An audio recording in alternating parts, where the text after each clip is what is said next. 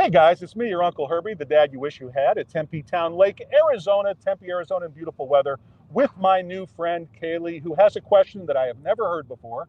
And here she goes. Kaylee, fire away. What is the best advice you could give me as a dad for a breakup? Ooh, okay.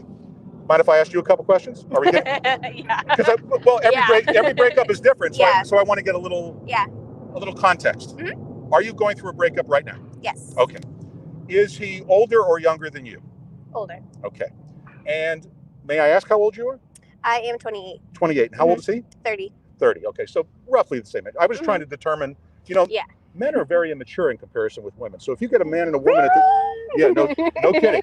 So if you get a man and a woman at the same age, they're not the same age. Yeah. Okay, that's why it's always good as a girl, I think, to date a little bit older. Not like your age and my age. That would be weird. But I'm. My cousin. My cousin wanted to set me up with her 46-year-old friend. No, that's creepy. That's really, really creepy. And I'm a 63-year-old man telling you that. That's just creepy. Okay. So you broke up with him. Now, what did he break up with you, or did you break up with him? No, he broke up with me. And what baloney reason did he give you? A lot that don't really make sense, but basically that he's not in love with me anymore. Okay. So, how long had you been dating? 7 years. Oh my God!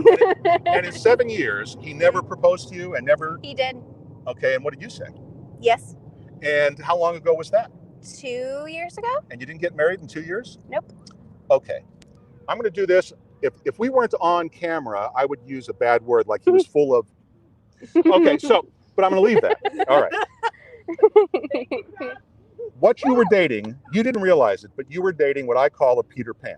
Okay, now I'm going to explain it to you. Okay. Let me begin by saying none of this is your fault. Okay, this is the Peter Pan. That a man dated you 7 years, proposed to you 2 years ago, and never acted tells me everything I need to know. Okay, that's ridiculous. Okay, so in future relationships, my first piece of advice is don't let them go on like this. If after a year or so, things aren't getting serious and we aren't moving towards commitment, particularly at your age, because you're at that age, that it's time to, I'm sure that your body is telling you it's time. I mean, okay, I get it. And I don't want to get into graphic details, so you don't want to waste time with Peter Pans. Yeah. He also told me he has a daughter, but then he told me that he doesn't want kids anymore either. So that was like another. Well, then the hell with him. Yeah. I used a bad word. Okay. Oh, a bad word. Okay. Pardon me, everyone.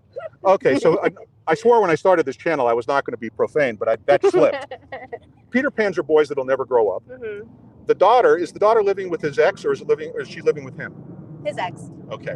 And does he have visitation rights with the daughter and everything? Joint custody? Yeah. Okay. That's the other problem, is dating someone that already has children. Okay, so there are two problems with this guy. Number one, he's a Peter Pan, which means I'll never grow up, right? That's the song that Peter Pan sings. Yeah. Yeah, he's never going to, if he hasn't gotten serious at 30, he's not going to get serious at 40. Just trust me. People don't really change as they get older. They just get more. Like, for example, I have certain quirks in my personality that I wish I could change, but they just don't go away. They just stay. It just becomes part of you. So, and until I look in the mirror, I feel the same as I did when I was 21. I mean, I know I'm 63 with gray hair, but I don't know it until I see it. So you really don't change. So good, you're better rid of this guy. I know. The second thing is, when you're dating people with children, the first question you should ask, if you ever date another person that already has a child, is, if we get married, is there a potential for me to come first? Now, let me tell you a really quick story. When I got divorced very, very young, and I had custody of my children, I was a single father.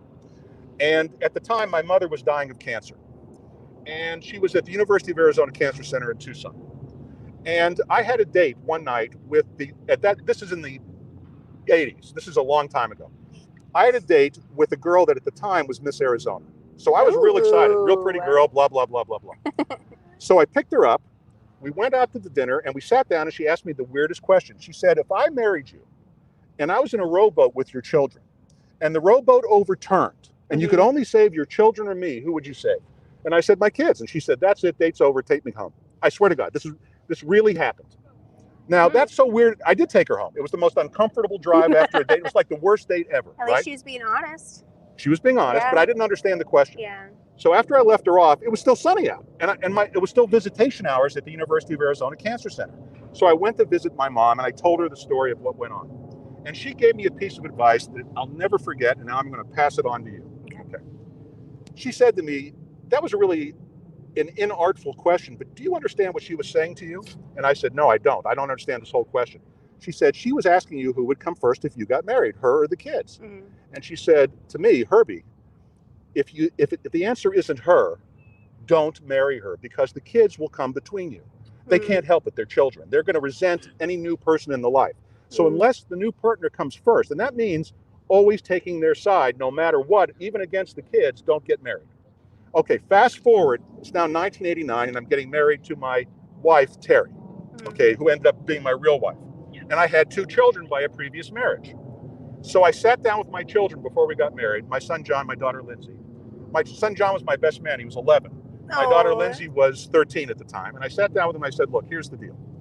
I'm marrying Terry. I love you with all my heart. I'll take a bullet for you. I would run in front of traffic to save your life and sacrifice my own. But I will never take your side against Terry, no matter what. Even if I think she's wrong, you'll never know it because I'll never tell you. I'm going to take her side no matter what. And I kept my word, okay? And we ended up with a great step family to where now we have 4 children together. There's none of that half brother, half sister nonsense. Everybody's close. Today, for example, last week was Thanksgiving. We were all together. We all had a great time. So in the future, don't marry. My first advice is don't marry a man that has children. And second, if you do, make sure you come first. Or make sure he's a good parent. Well, make sure he's not a Peter. And make sure he's not Peter Pan. Not a Peter Pan, yeah. Thank you guys for joining me. That was a fun question, wasn't it? And we'll see you next time on The Dad You Wish You Had.